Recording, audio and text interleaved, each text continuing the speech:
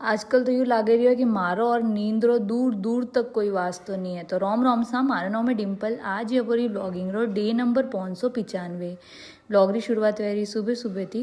सुबह सुबह उठी, आलस बहुत ज़्यादा आवे पर नींद तो बिल्कुल आवे को नहीं। ऊँट ने 2-4 बादाम खाए ने પછી मैं थोड़ा सा घर कॉम में लागी थी। बर्तन वगैरह धोया और फटाफट थी हिनोन करने आई। हिनोन बीजो करने आई जरा मम्मी खाणो वणीने रेडी रख्यो तो मैं नाश्तो तो पहला कर लियो तो अमे मैं खाई रही थी खाणो बीजो खाए ने પછી मैं रेस्ट कराई ट्राई की थी, लेकिन नींद बिल्कुल ही नहीं आवे। 10 मिनट वास्ते थोड़ी सी आँख लागे और फाची खुल जाए। उठने वजह मैं कि चलो आज मैं थोड़ा सा कपाट साफ़ कर लूँ, तो मैंने वहाँ से मैं कपड़ा वगैरह बाहर निकालिया और थोड़ा थोड़ा करने स्टार्टिंग की थी। सब पहला ऊपर वालों खोना यूँ करने 3-4 खोना सब साफ़ करने एकदम जमाई दिया। मैंने પછી मैं कि मम्मी री हेल्प कर लूँ किचन में।